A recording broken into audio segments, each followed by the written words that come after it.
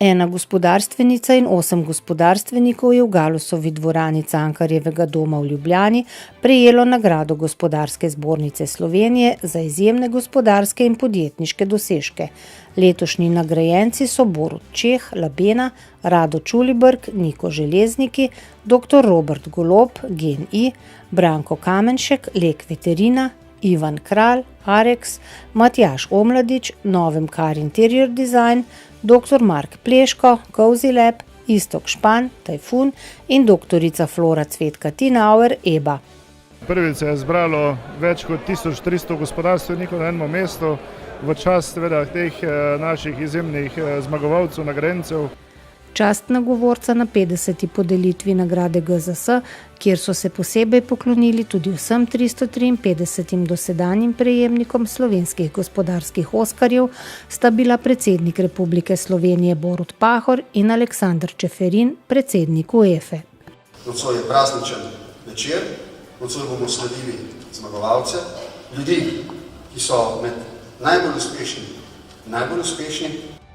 Tradicionalni sprejem ob kitajskem novem letu sta tudi letos skupaj organizirala predstavništvo ekonomskega in trgovinskega urada Hongkonga iz Berlina in Gospodarska zbornica Slovenije.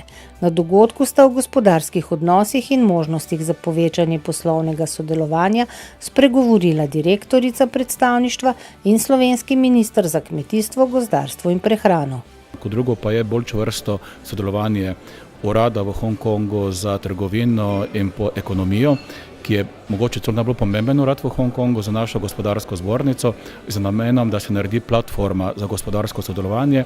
Predstavniki srbskih občin in podjetij so na tradicionalnem dogodku, ki ga GZS redno organizira s srbsko-slovenskim poslovnim klubom in je namenjen spodbujanju poslovnega sodelovanja, prikazali možnosti in priložnosti za investiranje in poslovanje v svojih okoljih. 6 velikih občin se predstavlja danes tukaj v veliki dvorani in pričakujemo seveda ponovno veliko nekih priložnosti.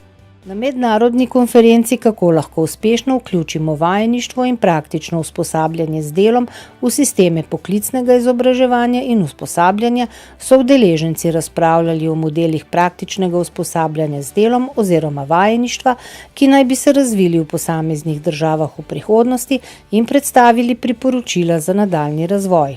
Namen in cilj današnje konference je, da sporočimo čim večjemu številu predstavnikov šol, delodajalcev in drugih organizacij, tudi naših ministrstev in drugih javnih inštitucij v Sloveniji, kaj pozitivnega prinaša vajeništvo.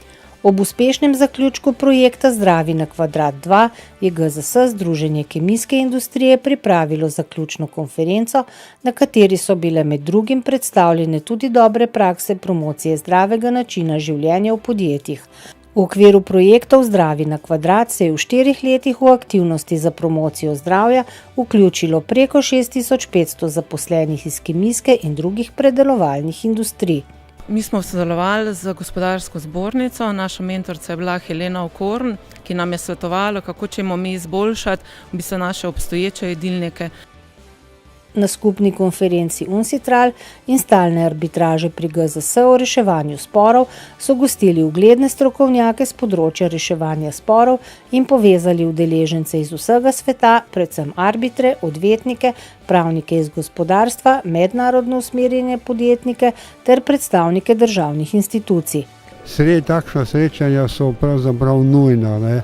Zakaj? Zato, ker povezujejo poznavalce arbitraže, praktike in podobne, da sledijo novim trendom v mednarodni arbitraži. Na posvetu, ki ga je pripravila GZS, Zbornica računovodskih servisov, so z vidika računovodske dejavnosti govorili o varstvu osebnih podatkov po novi splošni uredbi o varstvu podatkov in njeni implementaciji.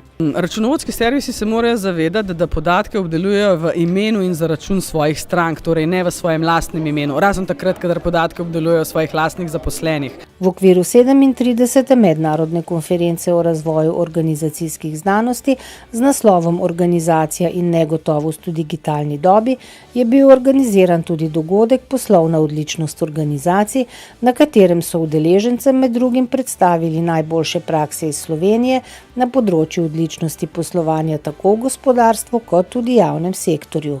To ni samo nek zunanji program, to je sestavina vsakega procesa dela in pomembno prispeva k uresničevanju poslovnih ciljev. Izobraževalni trojček Naredite več, porabite manj iz cikla Kreativno vodenje je tokrat združil 3 vidike produktivnosti. Kako obvladati svoj čas in svojo energijo, kako poslušati in razumeti sogovornika brez komunikacijskih šumov ter kako voditi kratke in učinkovite sestanke. Vsi imamo na voljo 24 ur časa, tudi eni ga izkoristijo za izpolnjevanje ciljev in želja, drugi pa za boj z raznimi distraktorji.